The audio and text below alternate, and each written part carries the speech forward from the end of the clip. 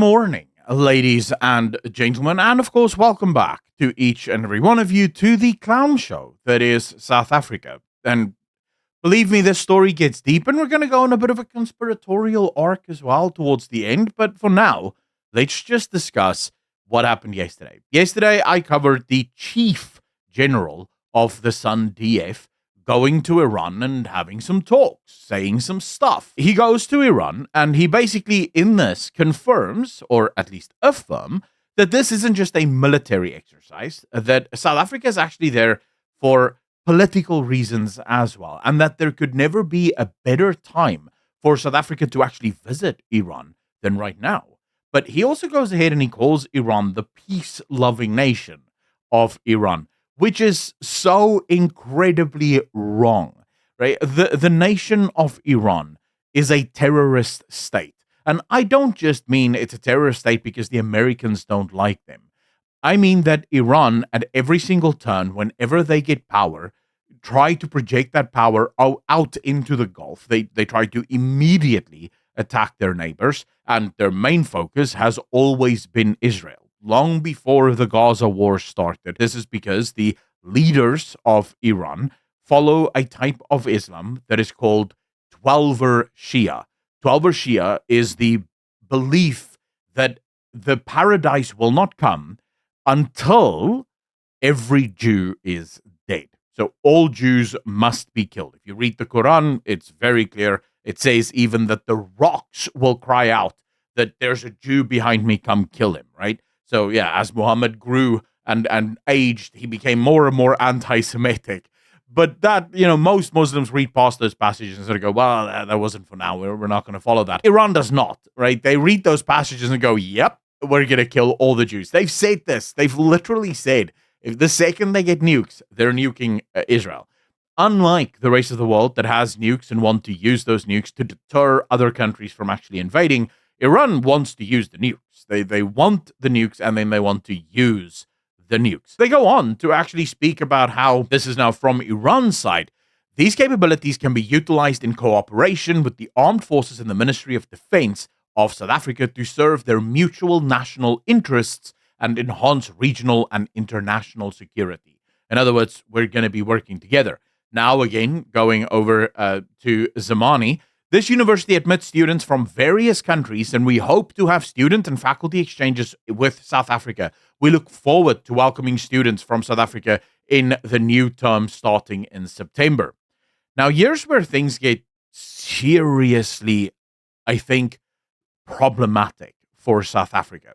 It's when the Sun DF chief says, Davos possesses highly advanced academic capabilities, and we are truly enthusiastic about fostering military cooperation with this university. They go on to basically talk about the United States and how courageous South Africa was in standing up and condemning the United States as well as the Zionist regime of Israel, which, of course, that's a whole different discussion. But here's where things get, as I said, really problematic. Chris Hattingh from the Institute of Race Relations had the following to say. He was in Washington, D.C., and so he spoke to U.S. lawmakers. And he said, South African engagement with Iran is not in and of itself an issue. What matters is the kind of engagement. I've said this before. South Africa can be friends with China. We can be friends with Russia. We can be friends with India, Brazil, Iran. We can be friends with everyone we want. It's when those friendships clearly go out of their way to go against American interests that we run into potential problems. Non-trade, okay, so here's where Chris Hattingh has, I think, a lot of insight. Non-trade political issues are forming part of tariff and other trade negotiations. Even if South Africa submitted the strongest kind of trade-focused deal to the US, engagements such as this, latest with Iran, will make any possible deal around lower US tariffs and other investments all the more difficult. It's surprising to me how many people find this flabbergasting. Like they're just now figuring this out.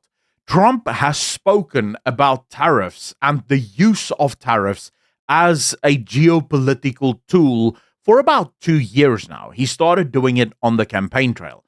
You see, Trump, despite what the left would have you believe, is not a war hawk. He actually doesn't like war. And he has been incredibly consistent on this. You can go back to as far as 25 years ago. Trump is super anti-war. So from Trump's perspective, you could actually utilize tariffs in place of war. So rather than invading a country and forcing that country to do what you think is best for you, you just tariff them until they do what you want, because most of the world trades with America already. So, yeah, this is not a surprise whatsoever. What is surprising is once you realize that immediately following all of this, the Defense Force comes out. This is the Ministry of Defense and Military Veterans comes out and says, oh, whoa, whoa, whoa, whoa, whoa. Only the president gets to set South Africa's foreign policies, not the general. This is the chief general of SANDF, sent by the government to Iran to negotiate on behalf of South Africa with Iran. They say that this is all about cooperation, and then the government turns around and says, no, no, no, no, what are you talking about? No, of course not. Only the president can do this. DERCO then comes out for themselves, and they say, whoa, whoa, whoa, whoa, whoa. Only the president does this. It has nothing. The general does not speak for us. You'll note the general was not put on special leave. The general was not removed or reprimanded. The South African government merely came out and said, guys, this is not our official position. This is just some general, like the highest general in the land, saying some stuff to Iran, right? And people like Darren Willefear comes out and says, DERCO coming out strongly against the statements attributed to General Rudzani Mapanya, chief of the South African National Defense Force, during his visit to Iran. This confirms what many of us have suspected, that the DOD and SANDF didn't clear or coordinate it with DERCO. What's interesting is how quickly people are to just believe this. How quickly people are to just jump and say, well, okay, clearly this is what the South African government, their official position isn't that they're cooperating militarily with Iran, and so we don't have to worry anymore. So why would this be a problem for the United States? The answer is simple. South Africa does not have a military defense force or a force really to write home about. What we do have is a lot of vehicle capabilities. We make still some of the best military vehicles in the world. At least we have the technology or access to the technology, I guess you could say. We don't make as much of them anymore. But then we also have, and this is the big one, we have uranium. Now, uranium is the one that Iran wants. You remember what I said earlier? They want a nuke, or they want a bomb with nuclear capabilities, I should say, because they want to throw it on Israel and on America. And South Africa has uranium. We have plenty of it, which means that this cooperation to the Americans would instantly read as that. Why would Iran otherwise want to coordinate and cooperate with the South African military? The South African military is completely useless.